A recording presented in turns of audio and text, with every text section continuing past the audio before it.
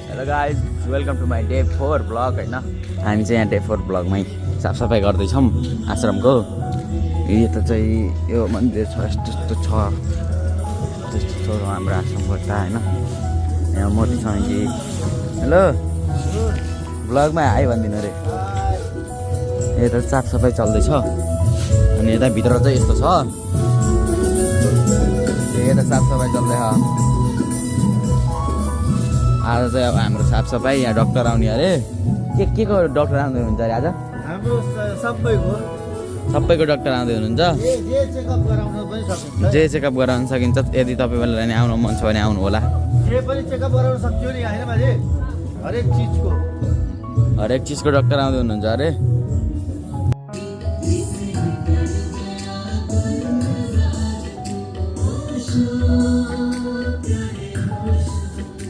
Morning everyone guys हामी चाहिँ कुर्ची बोक्दै यहाँ अब डक्टर आउँदै हुनुहुन्छ अरे एलोप्याथिकको। अनि हामी चाहिँ रेडी गराउँदैछौँ यहाँ कुर्ची बोकेर।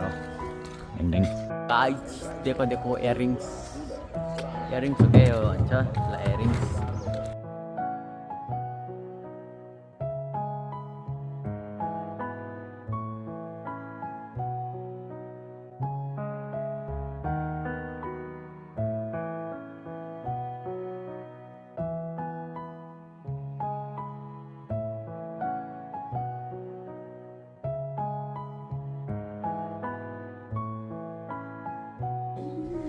नन कम्युनिकेबल डिजिजेसले चाहिँ मान्छेहरूले जुन सर्वा रोग छैन, जुन रोग सर्दैन एक अर्कोबाट, त्यही रोगले धेरै मान्छे हरेक चिजहरू मात्रै उमालेको चिज मात्रै, साग उमालेर, काँक्रा साग होस्, गाजर होस्, ब्रोकाउली होस्, उमालेर खान्छ। 12 बजीसम्म फलफुल र उमालेको चिज मात्रै खान्छ है। केही पनि नखाने, त्यो खाने। त्यो गरेपछि के हुन्छ, तपाईँको हर्मोन्सहरू, फ्याट्सहरू, जहाँ चाहिँ बोसोहरू छ त्यसले पनि काम गर्ने मौका पाउँछ। त्यो चाहिँ निक्लेर त्यसले चाहिँ एनर्जीमा कन्भर्ट भइसकेको हुन्छ। एनर्जीमा कन्भर्ट भइसकेपछि तपाईँको रोगसँग लड्ने क्षमता है। त्यसपछि तपाईँले 1 बजीबाट 2 बजीभित्र तपाईँले खाना खानुहोस्, फुड जे खान मन लाग्छ खानुहोस्, कुनै रोगआउट छैन। पहिला अलिकति सलाद खानुहोस्, त्यहाँबाट सलाद खानुहोस्, जे छ मुला भयो मुला, साग भयो सागै उमालेर बरु ब्रेकफास्ट साग खाने, हरेक चिज खाने, काँक्रा खाने, सलाद खानुहोस्, त्यसपछि खाने। यो नसोच्नु होला काँक्रा खाएर त सलाद खाएपछि भोकै लाग्दैन, के खाने झन् धेरै भोक लाग्छ। एकचोटि ट्राई गर्नु होला। जुन दिन सलाद दियो, भेजिटेबल फ्रुट्स खानुहुन्छ त्यो दिन असाध्यै भोक लाग्छ। किन भन्दा पाचन शक्ति राम्रो हुन्छ है। हुँदैखेरि जबसम्म सनराइज छ होइन, घाम हुँदैखेरि खाने, घाम हुँदैखेरि खाने। त्यो घाम हुँदाखेरि खाएको कुराले तपाईँलाई कुनै रोग लाग्छ। अब तपाईँले खाना खान बस्नुभयो, तपाईँले यहाँ पहिला सलाद नखाएर पहिला खाना खानु, दाल खानु हेर्नुहोस् है। पहिला भात खानुभयो, दाल खानुभयो, त्यहाँबाट बिचमा सलाद खानु। अब हुन्छ कि एक्सिडेन्ट, कस्तो एक्सिडेन्ट हुन्छ म देखाउँछु है। पहिला सलाद खानु पर्थ्यो, तर तपाईँले खानाको बिचमा सलाद खाइदिनु भयो कि सलाद बस्ने 2 घन्टामा, खाना बस्ने 4, दाल र खाना बस्ने 4 होइन।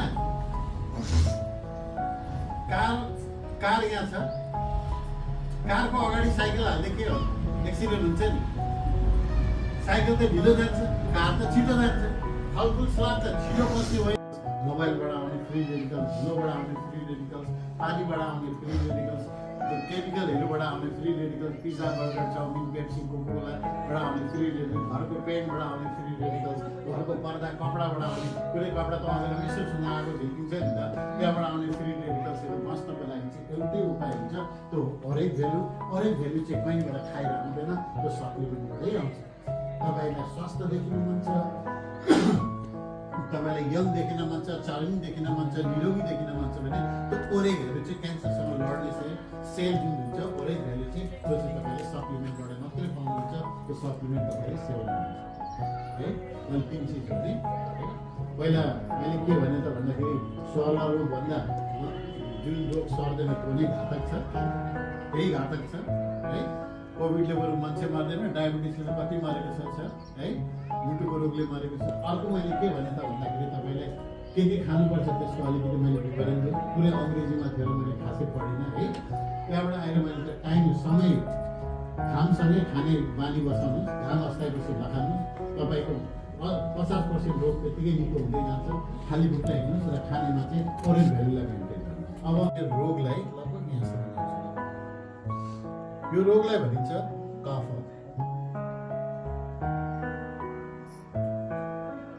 कफ त्यो रोग केले लाग्छ?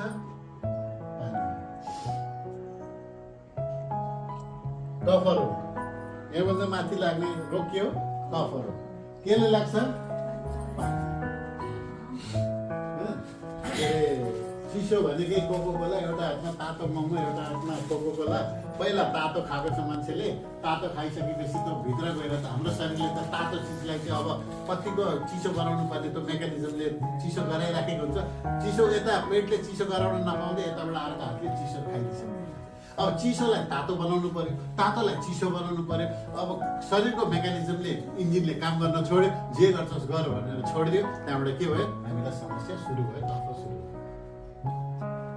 इम्ब्यालेन्स खाँदा तपाईँको तातो सँगसँगै चिसो खाँदा तपाईँलाई रोग बस्छ। कफ रोग, पानीबाट सर्ने रोग, पानीबाट सर्ने रोग कफ। यसमा कति किसिमको रोग हुन्छ? 20 किसिमको रोग हुन्छ। कफ चाहियो, नाच्न पनि कफ चाहियो होइन, बोल्न पनि, किचनमा काम गर्न पनि चाहियो, हलो जोत्न पनि चाहियो, कफ चाहिन्छ हामीलाई। कफ होइन, खुसी बस्ने हर्मोन पनि कफ हो। मान्छेलाई खुसी हेल्दी बनाउने पनि कफ नै हो, चाहिन्छ। तर त्यही कफ बिग्रेपछि के भयो त? दम भयो होइन, फोक्सोको रोग, आँखाको रोग, कपाल झर्ने, दाँत दुख्ने, 20 किसिमको रोग चाहिँ यहाँ भयो। कफ चाहिँ सबसे राम्रो हर्मोन जस्तो शरीरको लागि, यङ देखिनको लागि, एक्टिभ बस्नको लागि। तर त्यही बिग्रेपछि त्यसै रोग लाग्छ। 20 किसिमको रोग पानीबाट सर्छ। त्यही भएर पानी पिउँदा पनि हामीले के गर्ने? फ्रिजको भन्दा पनि के अरे त्यो माटोको गौरीमा राखेर होइन, कोही राखेर तपाईँले त्यहाँबाट 1-2 पात तुलसी हालेर खानुभयो भने तपाईँको लागि धेरै धेरै धेरै फाइदा हुन्छ, धेरै नै फाइदा हुन्छ। अब यो रोग लाग्छ कतिखेर भन्दाखेरि बिहान।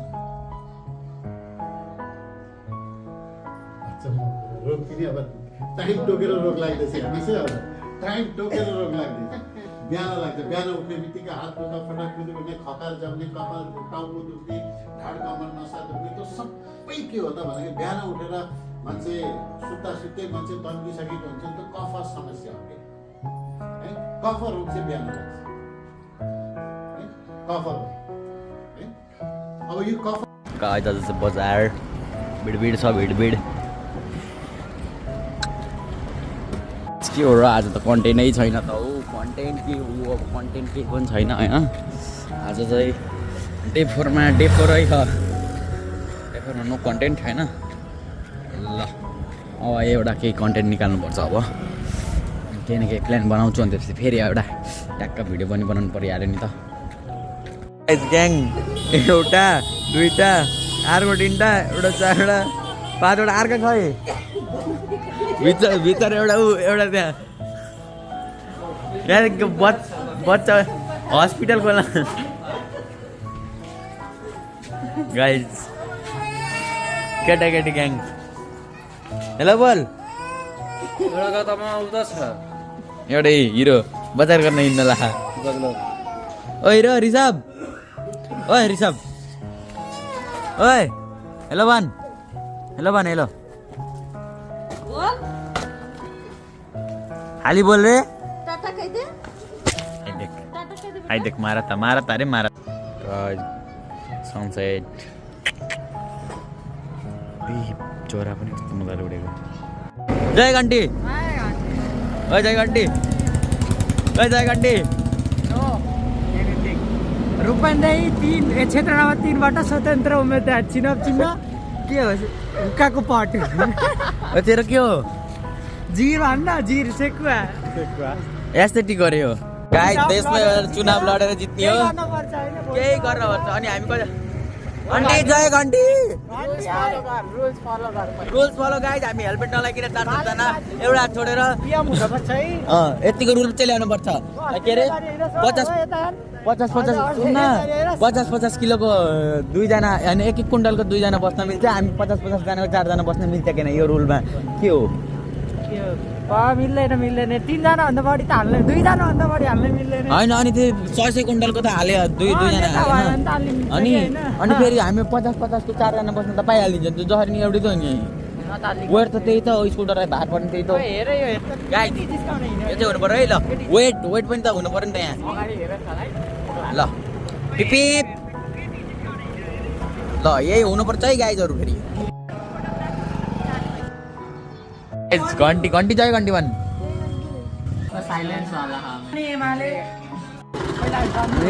गाइज बजारतिर बजार गाइज हेर त पैसा जिन्दगीमा कहिले पैसा तिर्ने भएन यिनीहरूले जिन्दगीमा के जब हाम्रो चिक्के रातिको ब्लगर हेलो भन् ब्लगमा घन्टीको नेता होइन सुवर्ण ढकाल केमा भोट हालिदियो भनिहाल्नु घन्टीमा